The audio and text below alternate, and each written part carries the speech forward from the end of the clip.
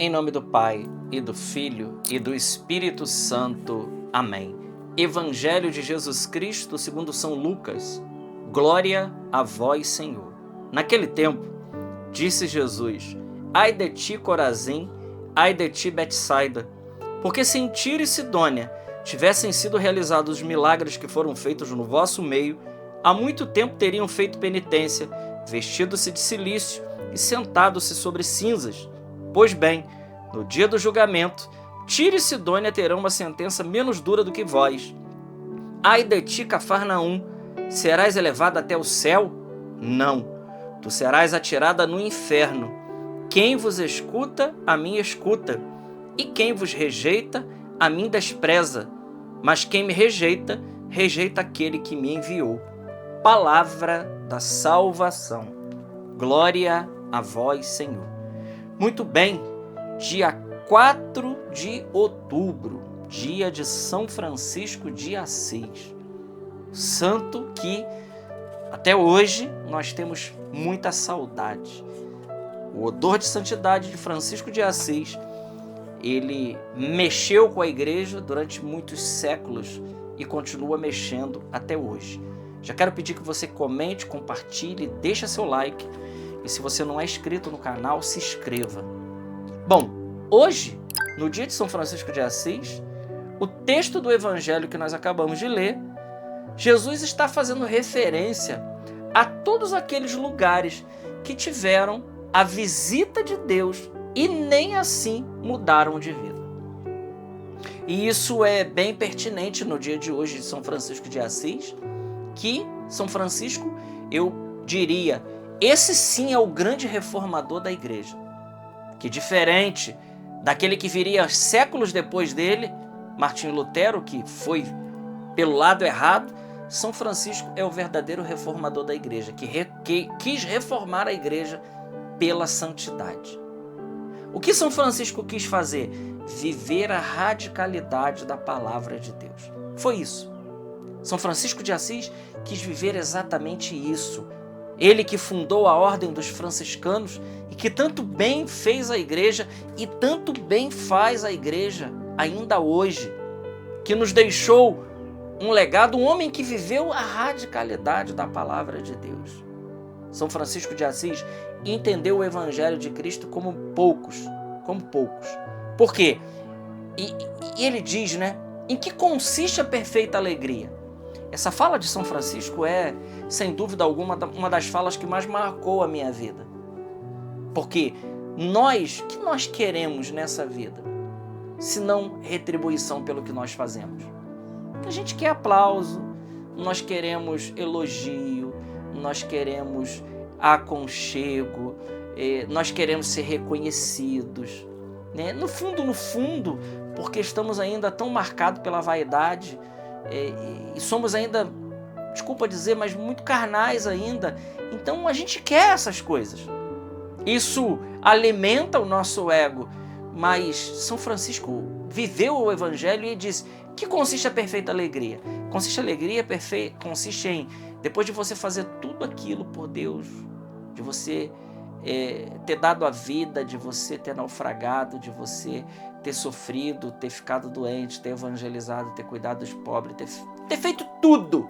Você bater na porta do convento e o irmão te mandar lá de dentro, te mandar embora. Ali, São Francisco diz, ali consiste a perfeita alegria. Como? Que loucura, né? A gente olha para isso e diz assim, isso é loucura. Não. São João da Cruz diz a mesma coisa. Não querer. A gente precisa querer ser deixado por último e querer que as pessoas queiram isso para nós. Veja, por quê? Porque somos masoquistas? Não. Porque isso nos ajuda a algo maravilhoso e que São Francisco de Assis entendeu, que é o desapego. Meus irmãos, a santidade consiste no desapego. Por que que muitas pessoas não conseguem avançar para a via mística?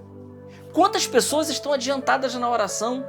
Quantas pessoas estão verdadeiramente adiantadas na oração? Chegaram a terceiras moradas.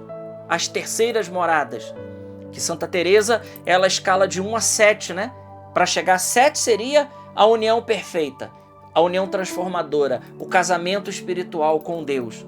Ela viu a alma humana como um castelo e que no centro daquele castelo estavam os aposentos do rei e que a gente precisa chegar lá.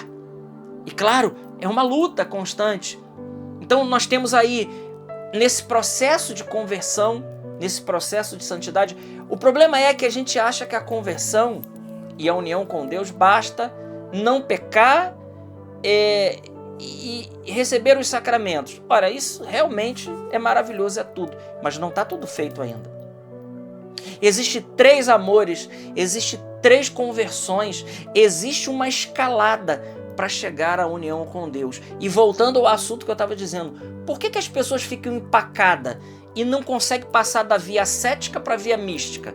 A via ascética, que é a via purgativa, que a maioria de nós estamos nessa aí, né? Infelizmente tem gente que nem entrou aí ainda, porque quem está vivendo pecado mortal não entra aí. Mas pessoas não entraram aí, não chegaram aí ainda. Mas aqueles que chegam, por que não avançam na santidade? Porque Deus não quer? Não, Deus quer. É porque não há generosidade do coração e desapego. Ficam empacadas.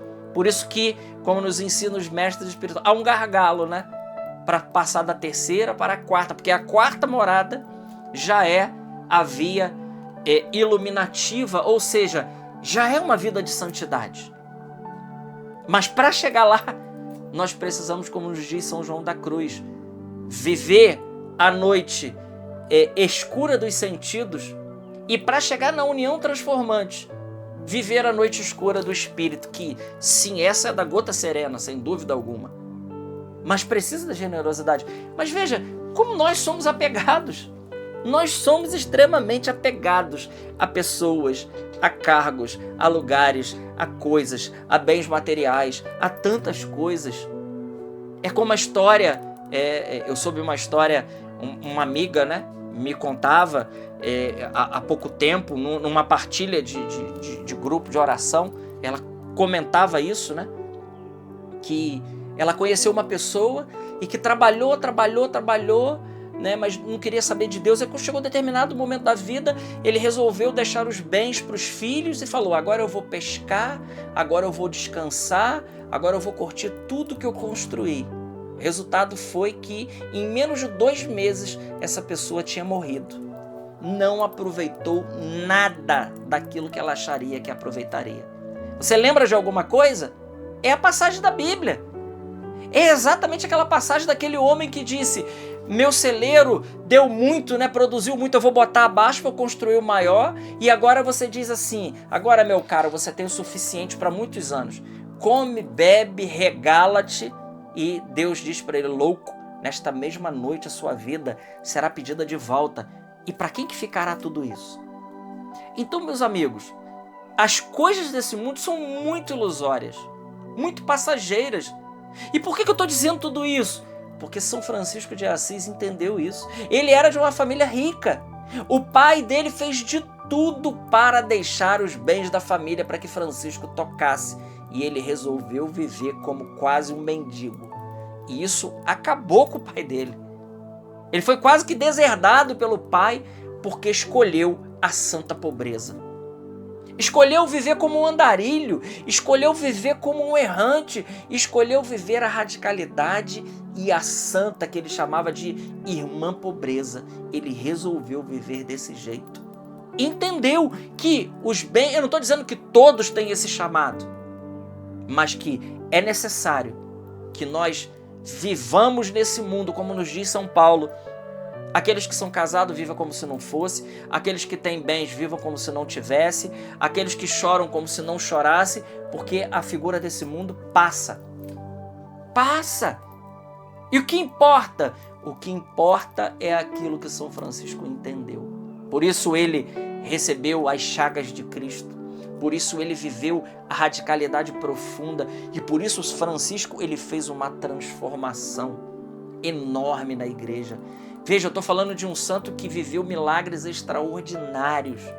Não só ele, mas os iniciais que seguiram ele, os 12 primeiros que estavam ali com São Francisco, Se nós vermos as crônicas de São Francisco, nós vamos ficar abismados de ver a quantidade de milagres, porque um homem simplesmente resolveu viver a radicalidade do Evangelho. Quando Deus pediu para ele naquela igreja de São Damião, Francisco, reconstrói a minha igreja, Deus não estava falando de um templo, de uma obra simplesmente, mas Deus estava falando de uma obra muito mais importante, que era levantar as estruturas da santidade, que era chacoalhar a igreja com a santidade. E Francisco de Assis, ele fez isso como ninguém. E depois dele ele inspirou muitas pessoas. A sua própria conhecida, contemporânea sua, que viveu ali na mesma época, Santa Clara, e depois tantos franciscanos maravilhosos que nós tivemos, como um Padre Pio de Pietrelcina, que tinha São Francisco como um pai espiritual, e tantos outros. Quantas realidades maravilhosas o franciscanismo deixou para cada um de nós. Mas não pense que para Francisco foi fácil. Ele foi abdicado, expulso da sua própria ordem que ele fundou, ele passou por sofrimentos, ele passou por muitas provações, mas ele viveu tudo isso em odor de santidade, em amor a Jesus Cristo. Hoje, nesse dia, que a gente tem uma imagem elevada de São Francisco, né? Infelizmente, hoje se tem uma imagem de São Francisco como se fosse simplesmente o protetor dos animais. Não é só isso. Isso é uma pequena parte de quem era Francisco. Um homem totalmente apaixonado por Deus, totalmente apaixonado pelo Evangelho, e que viveu milagres e que viveu o sobrenatural de Deus num grau muito elevado, porque renunciando a todo o bem desse mundo, ele pega então todo o bem que é Deus. É aquilo que São João da Cruz diz, né? O doutor do tudo e do nada. Aquilo que a gente acha que é o tudo é nada. Então a gente tem que abrir mão desse tudo que é nada para ter o tudo verdadeiro que é Deus. São Francisco entendeu isso, e que hoje, no dia dele, a gente possa, na humildade do nosso coração, reconhecer ainda que somos muito, muito apegados ainda a esse mundo, à figura desse mundo, aos bens desse mundo, e que para chegar à santidade é preciso, Jesus foi muito claro conosco, renunciar a si mesmo, tomar a sua cruz e vir atrás dele. Glória ao Pai, ao Filho e ao Espírito Santo, como era no princípio, agora e sempre. Amém. Deus te abençoe.